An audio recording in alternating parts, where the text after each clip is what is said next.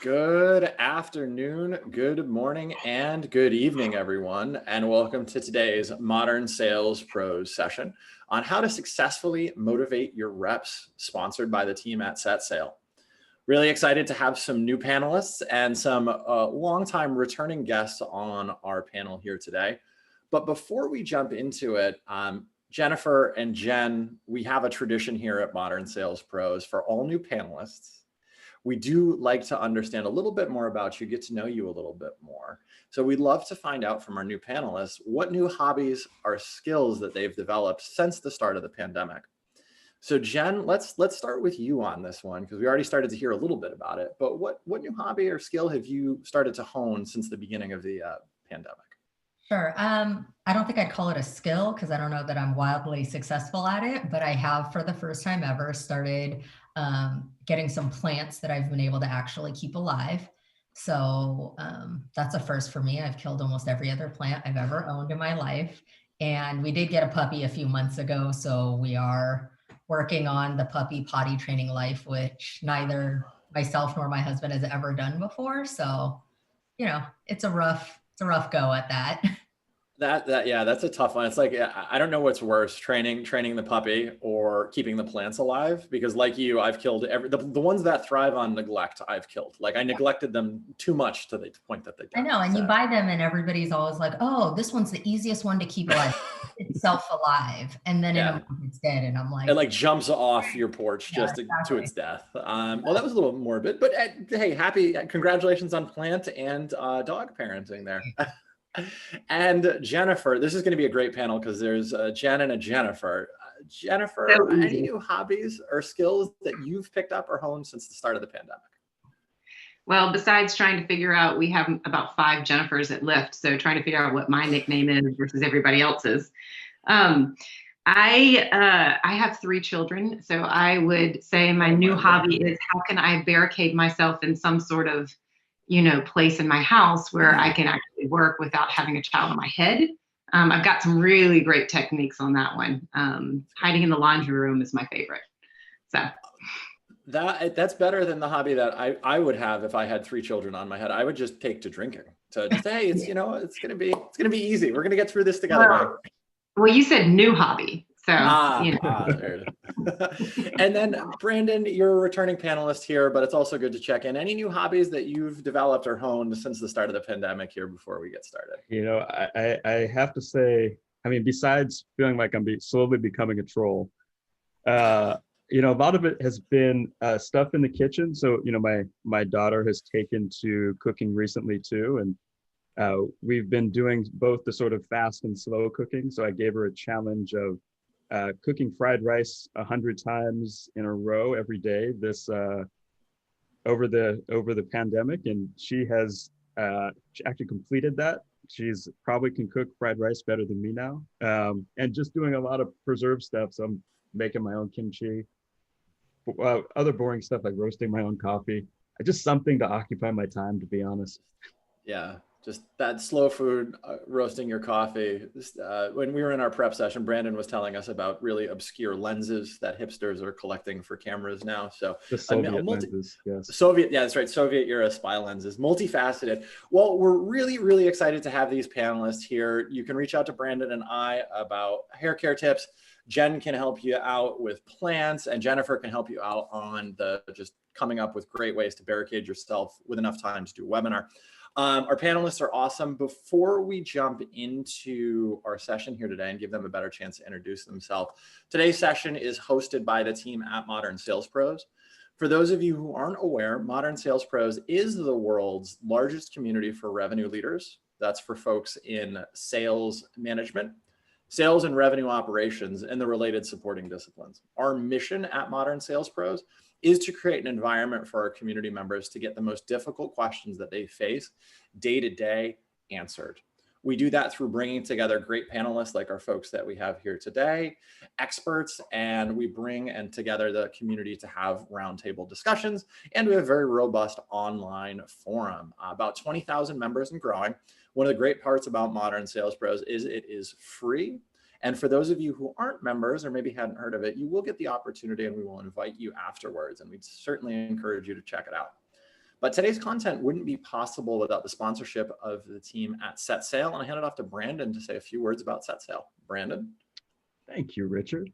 So SetSail, I mean, if you really think about the challenges that most reps are facing today, sitting at home, waking up and opening their inbox and really, defaulting to the thing that's easy, right? The low impact but high comfort behaviors, things like replying to the prospects who are happy to talk to you, but maybe don't have the power to move the deal forward. And this becomes a challenge both for the rep and their managers and leaders because they're not really seeing deals move forward. And so SetSail was really designed to help reps do the hard thing, right? We are the world's first sales behavior management platform. We're AI powered. And so what we do first is we are able to collect all of the signals that exist already in your sales data to figure out what's moving deals forward. But that's not good enough. That just gets you to knowing, and knowing doesn't equal doing. So we have an instant reward system that will reward reps for making progress on deals. And over time, they build better habits and very quickly start to have much higher revenue performance as a result, because they're focused on doing that hard thing, even when they may not have the motivation when they get up in the morning to do it. I think it's excited to have Brandon and the team at SetSail back. And let's jump into our speakers and get to know a little bit about them. They're all super high octane and very busy people. So thank you all in advance for taking some time today. I'm going to hand it off to Jennifer to introduce herself. Jennifer? Sure. My name is Jennifer King. I'm the Area Vice President of Account Management at Lyft. This picture always makes me laugh because my hair is much longer than when I took this picture, but it is the same person. So what I get to do at Lyft is, I think, one of the most fun jobs at Lyft, which is talking to a lot of B2B customers about how they want to move their people that they care about around. Whether that means moving people that are in their company around for business travel or for internal events in our cars at Lyft, or if it means to being able to move their patrons around, people who purchase products for them or that they care about in the workforce. As you can imagine, in this role, there's not one person at a B2B company that manages transportation. It's just not one person. But there's lots of different problems that transportation can solve for a company. So my team spends a lot of time trying to find champions and different use cases within a company to be able to solve with our solutions at Lyft. And a lot of the problems that we have is, how do we find those internal champions? How do we find the right solutions and craft a solution with our products for them? So we've partnered a lot on how do we motivate our reps to partner with SetSail specifically, but also how do we motivate our reps to be able to find those champions, grow those use cases, and really focus in on the ones that we know are going to make us bring the revenue up in our company set. So that's why I'm really excited to talk with you guys today about some of the learnings that we've had during my tenure at Lyft. And with that, I'll hand it over to Jen Liao. Hi, as Jennifer said, I'm Jen Liao. I am the head of sales operations at Lyft for our Lyft Business Enterprise arm. I spend most of my time figuring out what makes salespeople and sales managers tick. So my team focuses largely on incentive comp planning, how to incent the right behaviors that align with the business goals, as well as, the end goal of what I think is really any sales operations team, but allowing salespeople to have more time to sell and less time doing admin. So whether that's the right tools and resources, the right automation and processes, or insight into what they're being comped on, how they're progressing towards that number, and removing the unknown factor that nobody is a big fan of now, probably more than ever, in how they're going to get paid, when they're going to get paid, and what they're being paid on. With that, I will turn it over to Brandon. Oh, you're going to make me do it too, huh, Richard? So I'm Brandon. I run operations at SetSail. People, process, technology, everything we need to do to scale. Not to be a startup cliche, but we're going through our hyper growth mode. We're probably in the next 5 months, looking at growing the company 50% or more. So, it's, I think, ambitious growth plans, but something I am pretty excited to get up and do every day. And we have a pretty amazing team, some pretty amazing partners in the gens here. So. Awesome. And yes, everyone does have to introduce themselves, Brandon. I'm sorry I didn't let you know that before. I was hoping I could just like do one of the Homer Simpson disappearing into the bushes things. Is that approach? I have the wrong background for that, though. You do. Well, folks, I mean, again, thank you so much. We've got some great expertise and some great horsepower here. For our attendees, just 2 housekeeping notes. First, please do use the Q&A panel. The Jens and Brandon are a wealth of knowledge. The Q&A panel is going to help us really frame those questions correctly. Also, you can upvote and respond to others' questions there. So if someone asks a good question, give that a thumbs up. That'll help us make sure that these folks are answering to the best of their ability. Second, the first question that's almost always asked, when will the recording be available? About 24 hours after this event, the recording and our key takeaways will be on the Modern Sales Pros Previous Event page, the MSP YouTube channel, and this will be included in Fridays in case you missed it email. So with that, enough housekeeping. I mean, let's jump in here and let's talk a little bit about what's up with Lyft. It seems, from afar, Lyft is operating under an intense amount of pressure and a very high degree of uncertainty. So Jen, can you give us kind of a high level of what's going on at Lyft and set the stage for our audience here today? Sure.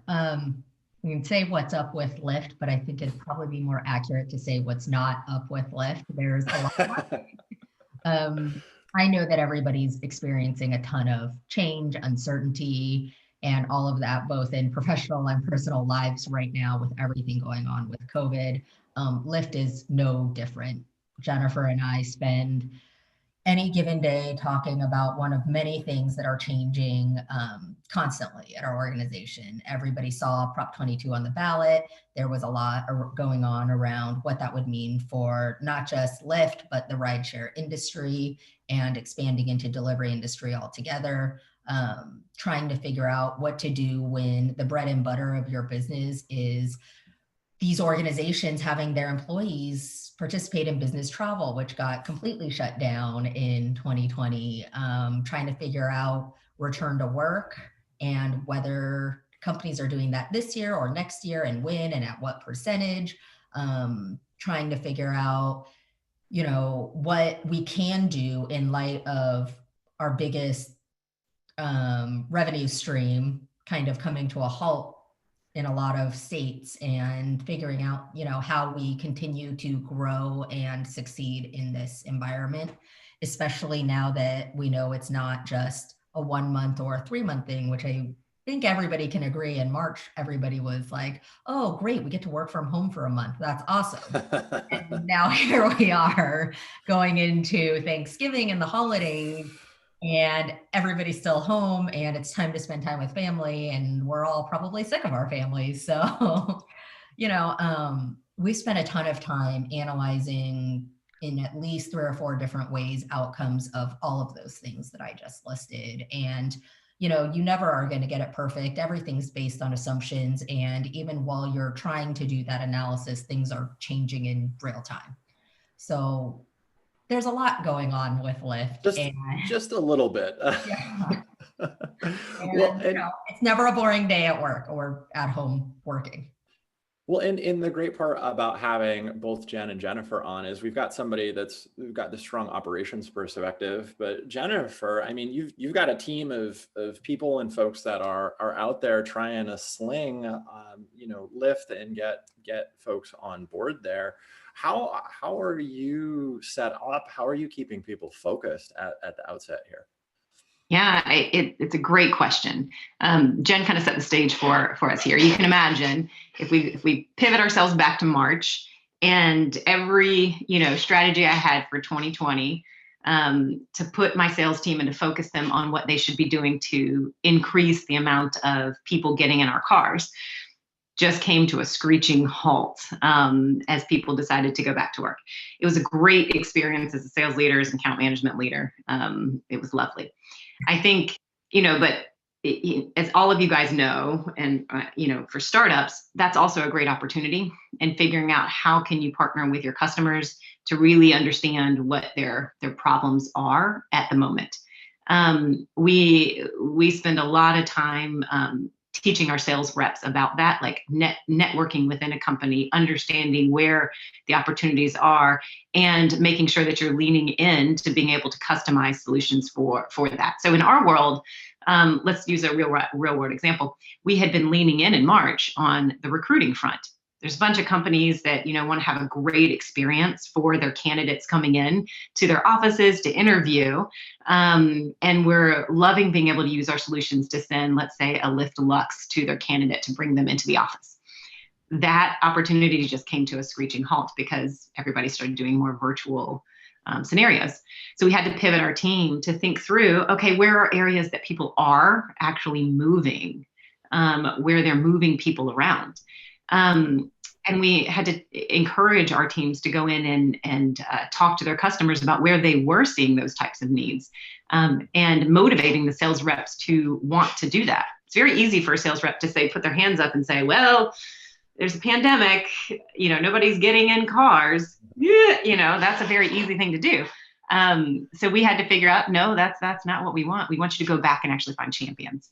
And I think what we found with being able to reward them for finding net new stakeholders within a company, we found some really great opportunities where we were able to still see that we could solve some people's use cases.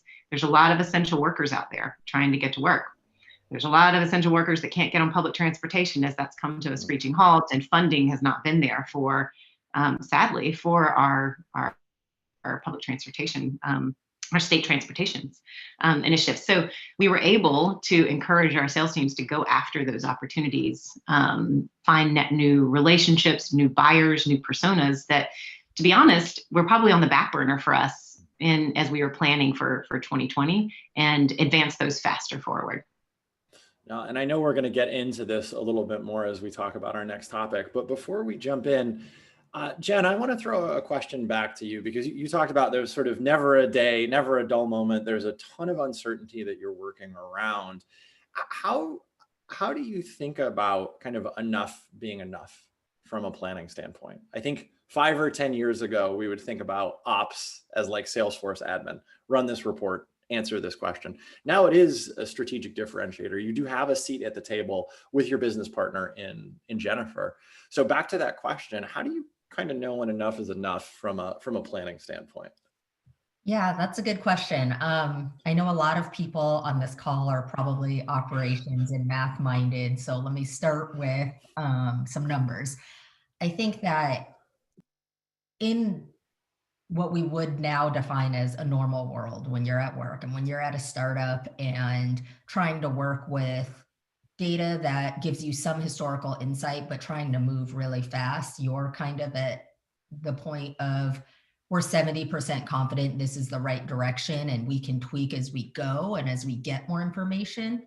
I think now in this current environment where none of our historicals have really any insight into what the world's going to look like right now, we're operating at a slightly lower percentage. But I think the end goal of all of this is just getting enough buy-in from all the right stakeholders to feel good about the direction you're going, and being able to be really adaptable and flexible as you go, and not having what I call pride of ownership in that decision, because it might not be the right one, or it might be almost the right one. And every once in a while you get really lucky and the decision you made is spot on. That doesn't happen very often, and it's not happening right now, but it is possible. And so I think that just having the right people at the table, I mean, unfortunately for Jennifer, I think I talk to her live maybe 4 or 5 times a week. So, when you're dealing with a lot of change, you're constantly just making sure everybody who needs to be in the know is in the know, because it just makes it go so much smoother.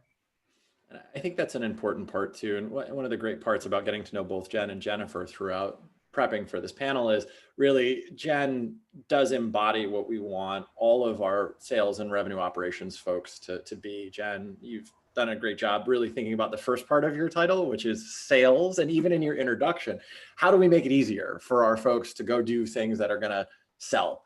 So I think that that's phenomenal. We're going to move forward here and talk a little bit about how to, if I get the slides to advance, how to set up your teams for success, knowing, there's a couple different ways that we'll approach this.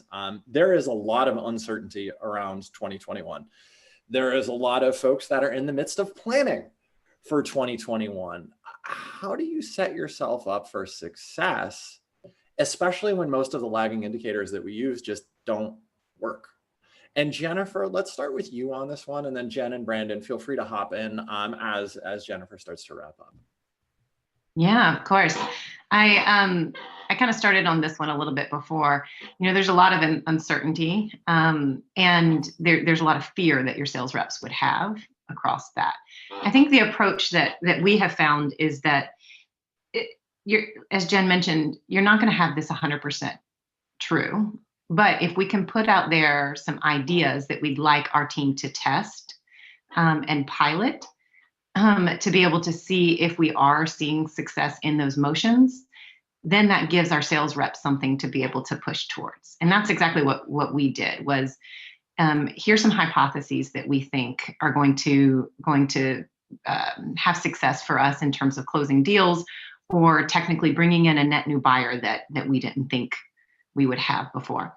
The way that, Jen and I approached it was, okay, if we have these hypotheses, let's reward the sales team to be able to have a short stint at testing if this is actually working for us. And to the choose your own adventure approach, we also know that you got to have flexibility in this. Like you can't pivot an entire sales team very quickly and expect to get results right away. There's an opportunity cost in doing that and being able to do change management, change the team, and to have them learn. So we had to be very strategic on certain things, the hypotheses that we chose to be able to pilot with our team, and make sure we had the right amount of flexibility for them to be able to choose which ones with their customers made the most sense. So we had to toe that balance within our accounts and our approach. That's why Jen and I had to meet like literally every 5 times a week. But what it allowed us to do in being able to toe that right balance is to set timeframes and get data where we could see that things were moving in certain areas. And then we were able to double down on the ones that were actually working and push the sales team to focus on those areas within all of their clients. Within all of their customers. So we took that approach. It was a hypothesis, drawn conclusions first, test them, see what we actually were getting success in, and then push it forward even faster after we got the data insights.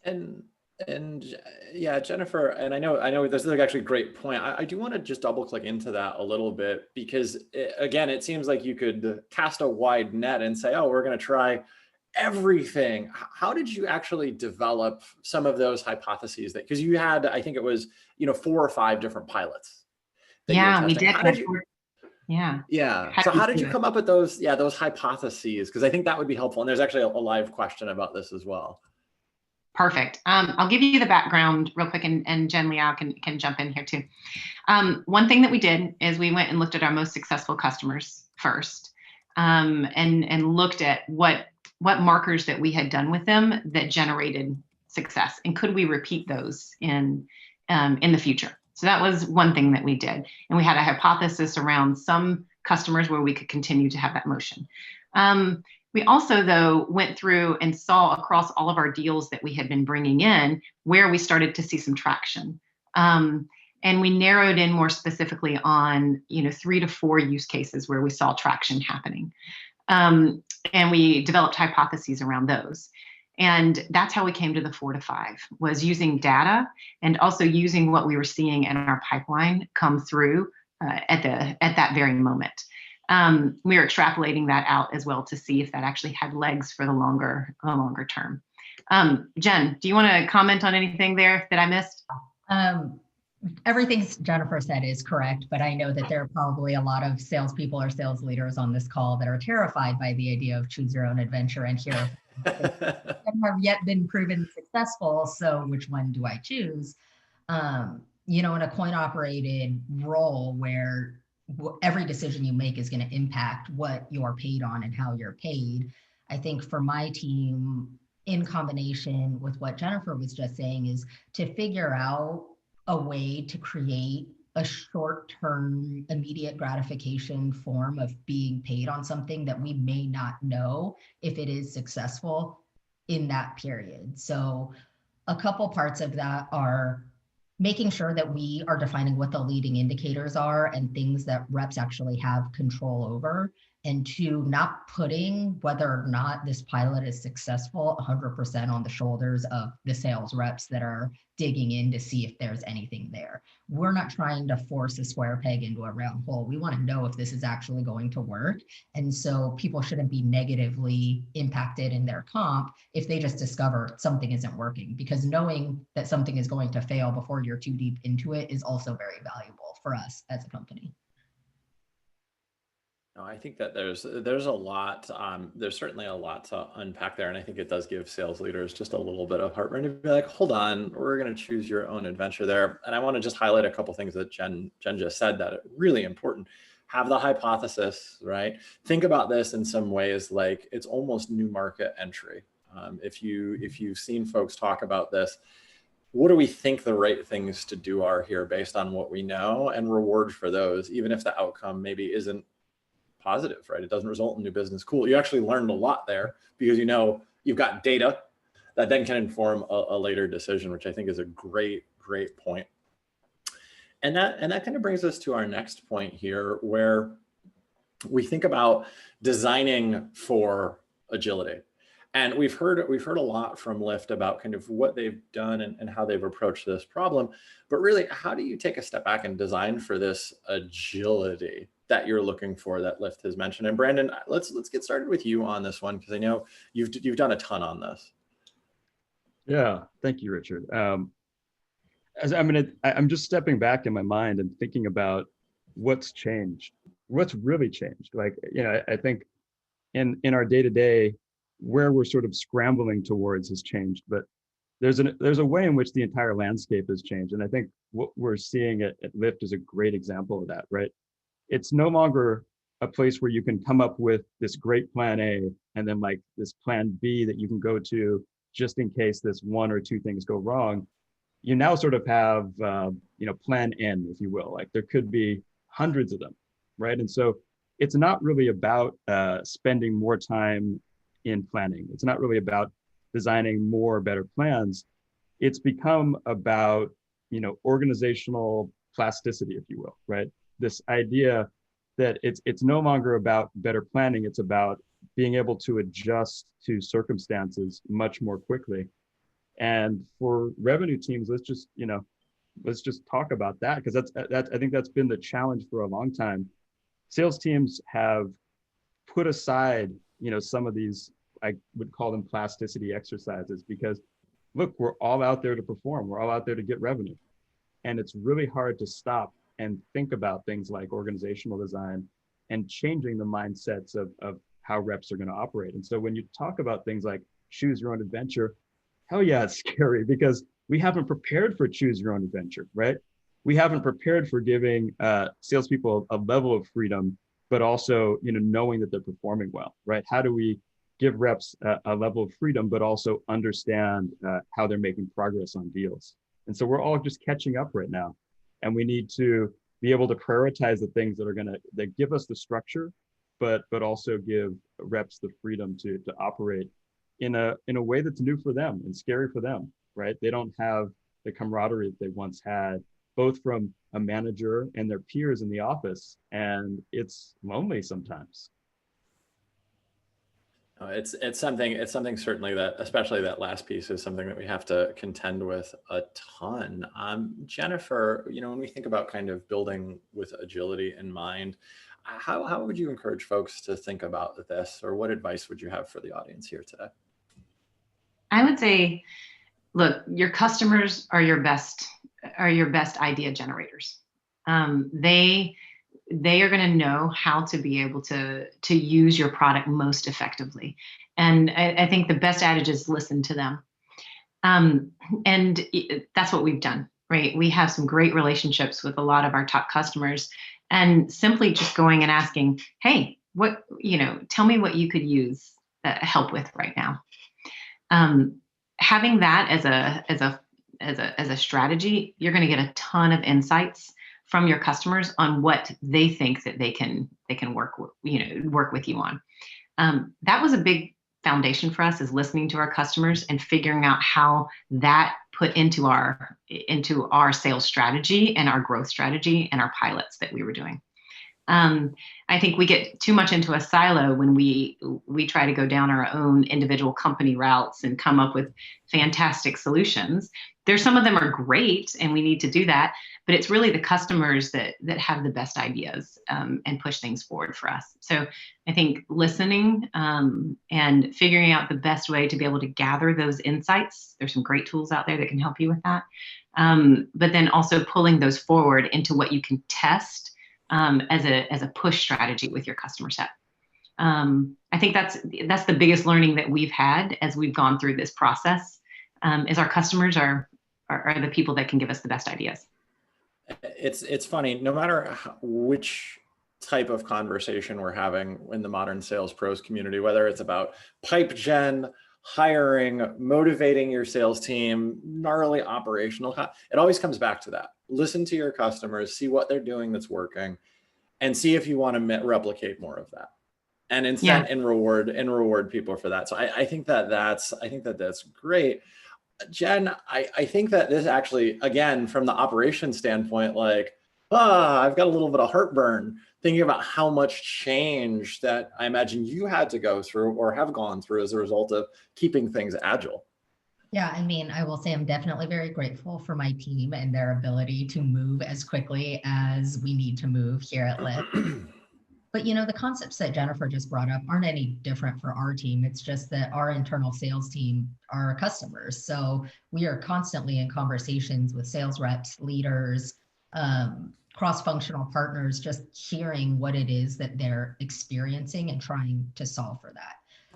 We went from a move towards an annual compensation plan to now backtracking to a quarterly compensation plan so that we can adjust as we need to within that period. And, I think that we've even had to make a couple of mid-quarter adjustments as well. So just understanding that change is coming, whether you want it to or not. So there's no real point in trying to fight it. And what I said earlier, you just got to make sure you're checking the box that everybody who is invested in this is bought into the direction we're changing it, or at least understands why we're doing it, even if they don't agree with it. I think that's actually a very interesting question, Jen, and I'd love to know a little bit more, because Lyft isn't a small organization in a lot of ways. How do you actually go through the exercise of building that alignment or consensus? I think that's a common question we hear on MSP. Yeah. I'm just one ops person. How the heck do I get the CFO, my business partner on the revenue side? How do we get everybody on the same page? How do you go about that? We have a lot of meetings at Lyft. I think it's really just constantly being in that conversation and having it very regularly with all of the parties. And, we don't talk to our CFO every week by any stretch, but, when we take something up to him that we want approved, everybody from, Jen and I's manager, who's the VP of our group, all the way down to the people that are individual contributing in sales and the folks on my team, all understand the larger point concepts, and everything else just kind of falls into place. I think the big thing also is not to provide so much data and numbers on a page that the actual principles get lost. We always start with, can we at least align on the principles, and then let the people who are experts in this build something that aligns with those principles. I think it's a great organizational alignment, and whether you're building comp plans or whatever, but I do want to echo what Jen said. What are the first principles of this? If we don't agree that reps should be paid commiserate with their work, that doesn't matter what comp plan that you design. It's often overlooked at high growth startups because we're moving fast and breaking things and everybody's on the same page. But that's one of those slow down to speed up moments. Yeah, and for the benefit of everybody who's actually doing the work, creating new iterations of the actual modeling or building or presentation creating, it only helps you as a manager to be able to make sure that you've got all your ducks in a row before you start asking people to make it happen. And it also, to your point too, I think it also helps a little bit with delegation. It allows folks a little bit more autonomy. Hey, am I aligning to our first principles of comp plan design here? Okay, cool. Let's move on. Jennifer, you had mentioned a few things before, and you talked about kind of getting insights from your customers. Certainly you could go ask like, hey, Jen, how are you using Lyft? There's way more scalable ways to do that. So what are some of the tools that you've seen or had success with in terms of getting those insights from your customers? Sure. I think there's a couple of different things that we've done. One, which is the classic surveys. We send surveys to our customers to understand, how they're thinking about the solutions that we provide and what they could use them for. I think that's something that's just everybody does. Another thing that we've tested is we have a call recording tool that we use to be able to listen as we're having these conversations, and it's one that we can tag when we hear certain things that the customers are saying when we have our sales reps ask that question. So we've incented our sales reps to have those conversations, ask those questions, and this tool allows us to be able to tag it. What's been great on that is being able to throw that over to our product teams or throw it over to our cross-functional group that is helping us think through what we should be going after across our sales team, our account management team, our product teams, Jen's team, and make some good decisions. The great thing is, and that tool is Gong that we use at Lyft. The great thing is that SetSail has an integration with Gong for us, and SetSail is the tool that we use to then be able to push out to our reps what we want them to focus on with our customers. So the integration with SetSail helps us pull that all together to be able to get those insights, understand it, and then incent our reps to be able to have the right conversations and pitch the right things to our customers. So those are some of the tools that we've used internally to be able to help get all of these insights together in a consolidated way, rather than just having individual one-on-one conversations with every rep and trying to, consolidate what people are listening to. I'm sure the product team really wants to sit down and talk with every single sales rep on the floor. Oh, they love that. Yeah. They love it. They love it. It's a great use case. We've heard that for multiple different call recording tools. The product feedback is, and I love that hook in there with SetSail. So we're going to move on to live and submitted questions here. So folks, please do use that Q&A panel to get them answered. Obviously, we've got three amazing panelists here. Brandon, I actually wanted to toss, this was a registration question that came in. We've spent a lot of time talking about motivating sellers and motivating, folks with bigger quotas, AEs, AMs. Does anything change when you move into maybe the adjacent disciplines? So when I think about this, I think about, your solutions consulting team, your sales engineering team, or other folks that are kind of adjacent to the quota carriers or supporting of the quota carriers, but not necessarily on the front lines of the revenue. Interesting. You threw me a curveball there, Richard. I wasn't expecting that one because it's actually really important because we're supporting and motivating the supporters as well as, the lead runners, if you will, right? Which is really interesting. But I'd actually go back to, what I'd advise we do for reps as well. We're in a place where there's so much uncertainty, and when you're running like a 9-month sales process, you think about what usually happens, right? You close the deal in 9 months, and the sales engineer who was working on that deal with the rep gets the pat on the back too. But that lag in between and all that uncertainty that happens, when you're just not sure if that deal is going to close to a degree that's even more intense today, right?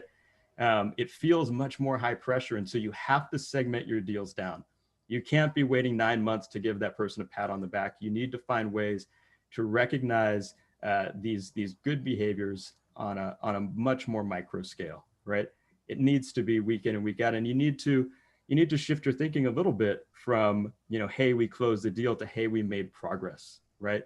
And be able to measure that progress in your sales cycle. And I think, Lyft is a great example of that. Like, moving from an annual comp plan to a quarterly is a great example of where to start. And I think there's a lot of people probably sitting there who are just like, well, we've always done annual comp plans. We can't break out of this box. Everything will blow up. The reps will riot if we, don't use these annual comp plans. But you'd be surprised. I mean, reps are scrappy. We have trained them year in and year out to be very adaptable. That's how they survive. But the systems and the processes that we put in place around them are not adaptable. And we just have to wake up to that and start experimenting a little bit on how we move things to a smaller dimension, so that we're not constantly having this big lag between the great behaviors that we're seeing, the heroic efforts that are going out there in the virtual field right now with our reps and our sales engineers and all those supporting teams, and the rewards and recognition that we're giving them, right? It's just out of sync, frankly.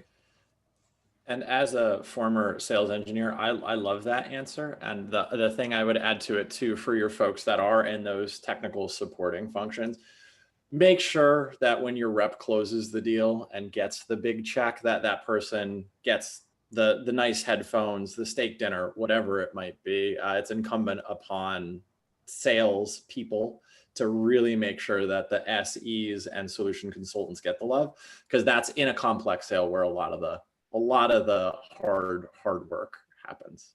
I'll get off my soapbox now. Felt so a little personal there for you, Richard. It's deeply personal. It's deeply personal for me. If Justin McManus is on this call, he knows how strongly I feel about that. There was actually a couple questions that came in during registration about really designing plans to increase motivation and who all is involved with that. Jen, you've done this a lot. You talked about how there's kind of this interdisciplinary group. How does HR or people operations fit into some of the work that you've done here? Yeah, sure. I will answer that in 1 second. I just want to chime in on the last question. In my time before Lyft, when I was doing sales ops at a very technical, complicated sale company, we had all of our SEs on a very aligned comp plan to our sales reps. So in addition to the steak dinners and the headphones, they were actually getting dollars for the deals that they worked on as well, which I know isn't super common, but the product that we were selling back then was also not something a salesperson, we couldn't do any deals without an SE. So a lot of value there. But yeah, so on the point of how specifically HR and people ops are involved in designing plans, I'd say here at Lyft, a lot of it is around what is market standard, which is tough when you're one of two companies, the other to remain unnamed in a new industry that doesn't have a lot of historical insight into a template that you can use that is successful. And I think we all work at startups. We've all worked at multiple companies, and a 2-year tenure anywhere is considered a decent amount of time spent at a company, which I think is pretty new to the current world that we live in, and making sure that your plans align with what is acceptable in the market is also key to retention. People aren't looking to leave for a better comp plan if they're similar to the market and the pay structure works. We involve HR and people ops more around the roles and responsibilities of each of our team members and allowing them to kind of do the research for us on what the market has shown for those roles, to make sure that our very unique quarterly plans align in some way with what they're seeing out there. They have a lot more experience, talk to a lot more people, I think, in different groups to understand what that is. So we leverage their insight before we kind of move forward with any major changes to a structure. I think that's a great insight there, and having some data to have, as a backbone really does help you have the discussion. One of the things we've talked a lot about agility and making sure that our ops team and our sales leadership, everybody's set up to be agile to motivate our reps in the right way. Jennifer, I was actually curious on this. How do you communicate these changes to the sales team or to your team as you're changing comp plans, maybe quarterly, or you've got these different pilots out there? How do you roll that out successfully? Yeah, that's a great question. I think, you can imagine if it's not done well, there's mass chaos on a sales floor or a virtual sales floor. There's a couple of principles that we've put in place that I think help us with this. One is we have a standard calendar for times that we pull our whole sales team together on a monthly cadence. So a monthly all hands. Secondly, as we've gone virtual, we've put together smaller groups to be able to pull insights in on a regular basis. I think what this does is give sales reps a natural understanding of when they're going to be able to have some of those conversations with the leadership team. They can count on it. It doesn't feel like a fire drill when things are being pulled together. So we've leveraged that structure. So that's one. The second thing is that we found that if we can roll things out in a pilot with our team and get with just a couple of reps to be able to sanity check if this works, we've had a lot more success in rolling it out smoothly. What it's allowed us to do is we get 2 reps to be able to test it for the first week. What is the right, is our sales enablement materials correct? Is this how are the customers responding to the way we're positioning this pilot? What are the hiccups that they are experiencing? We do that for a short amount of time. We call these our gurus or, our pilot members.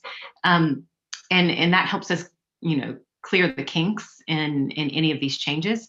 It also allows us to be able to have people that we can point the sales reps to that have questions that are not me or Jen or the managers. There's an actual sales rep that can guide and have credibility with the sales team and their peer set. So those are 2 principles that we found that works really well on our team. You have a regular cadence of meetings. It's not a surprise. And then secondly, you're able to have people vouch and test it first. I actually just this morning went through one of those meetings with the team where we shared what the new structure is going to be, what we've learned, and a couple of team members shared their experiences specifically in testing this with customers. I love that notion of the pilot of the pilot, right? So this is your early AEs or AMs. I don't want to say victims, right? But your test subjects, as it were. I think it's great. I think, sales reps like to be on the cutting edge. You forget, like, sales reps like to be the first one to the market to have credibility. They want their name against that. And they also want the chance to be able to have input into whatever you're doing. So I think it motivates on the career pathways side of things too, for people to be able to have that influence with their peer set. It also cuts down on FOMO. For the team. Well, but we all know. Once Jen is making money on the new comp plan, like I want to get in on that too. Like, cut me in, put me in, coach. I'm ready. Exactly. Brandon, we've got a great question that came in here, and it's about kind of very early stage companies, right? Early stage, it's really tough to figure out maybe what quotas should be, what commission rate should be. How do you make sure that an organization gets kind of close to that OTE that was set during the hiring process, being that maybe there's so much uncertainty just around the nature of the business? Yeah, I think this also goes back to like the idea of being very creative and segmenting down your sales process. And I don't think it's unique to early stage companies. I think every company should be thinking this way, even if you're very established and you even think you know what your sales process is and what's working, because that's all been turned on its head, And so, if I think of it like the OTE is sort of based on, this lagging indicator, close the deal, get paid, hopefully you can sort of see the prospects in the future of you closing these deals when you come into an organization. But I think the reality is what we end up doing is we look at them onboarding and ramping, and we knee jerk when they aren't performing where we hope. And what we usually get into is something very myopic, like, how many calls are you making? How many emails did you send? These activity metrics that are based on what the rep is doing. And that creates a really big challenge, right? There's nothing in between. It's like close the deal, make a call. And so I think it's actually about trying to find some milestones along the way that you can reward, right? And I think that's a big part of, not to jump on the Lyft strategy too much, but I've just really admire what you guys have done to create a lot of safety for the reps who are like, I don't know if I can close any deals this year. It feels so out of my control now, right? But one thing you can control is doing the hard things and focusing on things that you know are going to move deals forward, regardless of the company you're in, right? And I think for early stage companies, you probably don't have a lot of the data science and insights to get you to something very specific, but you know some things that are always going to work well on deals, like, hey, if you are if you're in a sales process, selling higher is always going to help, right? And if you're operating, you have a rep who only has made it to like manager, director level in an organization, all the conversations are at that level, they haven't reached power. How do you track and measure and make sure that they're reaching power in those organizations and really pushing to do that? But when they reach power, you don't wait a week for your one-on-one and give them a little pat on the back and say, hey, great job, Jimmy, you've reached a VP. But the minute you see that happen, you show them the reward right away, whatever it might be, right? Give them a phone call, and be like, hey, I just saw that, a conversation came in from that VP of marketing that you've been trying to reach. That's amazing. I know how hard it was to get up in the morning and do that, right?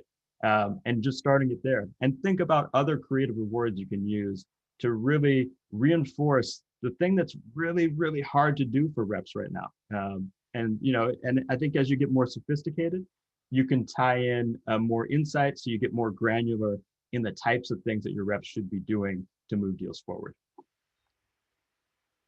I think one of the points on that too that's really interesting is, even if you don't know what will move a deal forward, I love, Brandon, your point of like the things that you think would help move the thing along. And that goes back to a point that Jen made earlier, where sometimes you'll be wrong. And I think Jen was saying, hey, back we used to like 80% confidence with these plans. Now it's less, but you're collecting data. If it turns out going higher actually hurts your deal, great.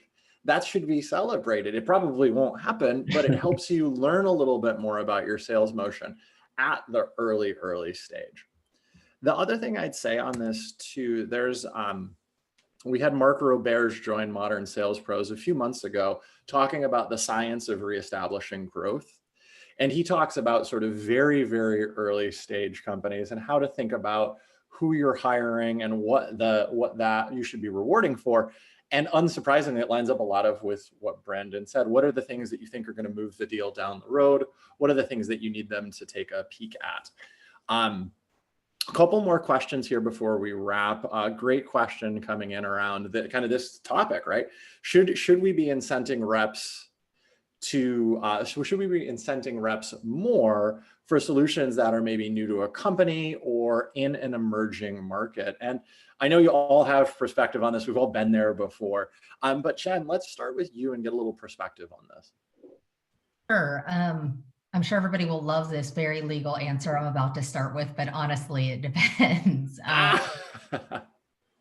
For us here at Lyft right now, I think Jennifer and I would agree that that answer is pretty squarely in the yes bucket, because that's what we're trying to figure out. We're trying to figure out in these, new solutions and new verticals that we're looking to pilot into with Jen's team, is this going to work?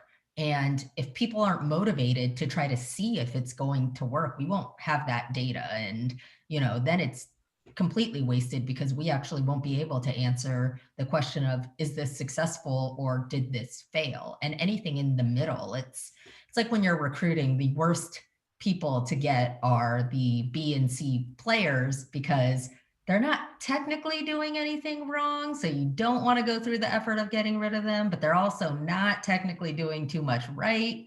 And so that middle ground is that area that you're really trying to avoid. So building a plan for us right now that incents people to be motivated to go after these really new solutions and really new areas that we don't have any real proven success in yet is very important for what we're doing right now. But other companies might not have had their main revenue stream come to a complete halt, 9 months ago. So who knows? I mean, I think that there's some truth to that. You reward the behaviors you think are going to help folks to be successful, whether that's an emerging market or whether it's making sure you've got enough contacts in Salesforce that you're reaching out to. I think that's a truism. Before we wrap, Jennifer, Brandon, anything to add on this one point on like paying more for maybe solutions that are new to the company or emerging areas?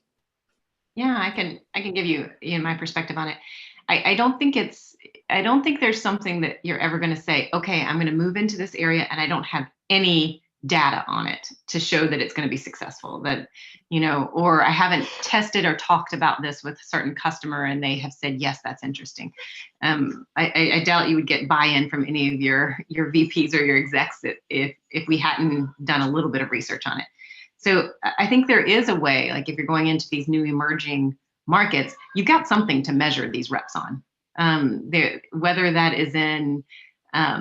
Whether that's in like objectives that you put forward to be able to test with, there's got to be something that you can say, hey, this is what success looks like in these different areas, and I'm going to measure you on that. And I think that's the approach that we've had, where we've been testing this with a couple of different customers already. So we have something to be able to measure our sales reps on to make that happen. So I would say that would be my add-on there. Is it there's likely going to be something that you're going to be able to measure success against, or there should be. You've got a hypothesis at least, which I think is good. And if you don't, well, that's cool too. Richard, let me circle back to this because you talked about macro barriers. There's one thing, that he really illuminated for me. It was sort of like, it almost felt like a kick in the head because I was like, duh, why doesn't everybody do this? But one of the big things he talks about is in hiring, right? And I'm getting a little off track with your question here, but I think this is actually something every organization needs to adopt at some point. So oftentimes we have all these criteria for reps that we create, and we score them in different areas. And, if they get high scores, we assume they're going to be great reps and we move forward. And one of the things that Mark really talks about is, well, take that data and look at where they are 6 months, a year later, and see, were those the right measures? Your best reps, did they score high in those areas, right? You need to close the loop on everything you're doing. And so I'm going to wrap this back, I promise. So same thing when you're launching a new product, right? Oftentimes, we do all this work on the front end, but we don't really do that work on the back end of, hey, we made a decision, we thought these were sort of the measures of success. And as I talk about things like segmenting down your sales process, you're making some assumptions there, right? You have some data, but you don't know for sure. And so you need to be able to not only make the decision up front with good data, but do some retrospective and understand, are we making good decisions? And just be honest with yourself when you're not, right? I think we're in a place now where you're allowed to make mistakes in a way that you weren't before. And it's the courageous people who are willing to be honest about, hey, look, we're going to try something. I don't know if it's going to be perfect, but here's the data I have. And we're going to take a look back at this, in 6 months and see if we made a good decision, and not feel like, maybe have those conversations up front. So it's not like, hey, my ass is on the line if we're making a bad decision, but it's like we congratulate some risk takers in a place where it's hard to be courageous. I think there's a lot there that we could unpack. It's probably a separate masterclass in and of itself of just finishing the loop, testing your hypothesis. No, I think it's great. Test your hypothesis. What's the data? What does the data show? And adjust. There's a lot there. We are almost at time and we only have about a minute left. So I'm going to go just lightning round for our panelists. One key takeaway. And when you think about this, think of a tweet length, not like a 5-part tweet, 1-part tweet. We're going to start with Jen. So one takeaway for our audience here today, one key thing. Yeah, I'm sure that I sound like a broken record, but I think the key takeaway is change is inevitable. And if you're somewhere like Lyft, it's also constant. So invest in the resources and tools that make managing that change easier. Jennifer, tweet length takeaway. Mine would be the old adage is true that you can attract more flies with honey than you can vinegar. So make sure you're incenting your sales teams with the right things to make sure that you're getting the results you want. And last, but certainly not least, Brandon. At Richard. That's how you begin every tweet, right? I mean, I think we talked a lot today about, there's a temptation to overplan when there's so much uncertainty. And if you were to put the work in, you'd be doing 10x the planning. You can't do 10x the planning. Shift to organizational plasticity, shift to agility, put those things in place and you'll be much more successful. And that's it, right at time. Panelists, you're all incredibly busy people. Thank you so much for sharing this hour and sharing your perspective today with the MSP community. Makes my job easy as a moderator when I have great panelists on, so thank you all for that. On behalf of the folks in the Modern Sales Pros community, Hannah and the team behind the scenes, I wanted to thank you all. Stay safe and have a wonderful rest of your day. Take care, everybody. Thanks.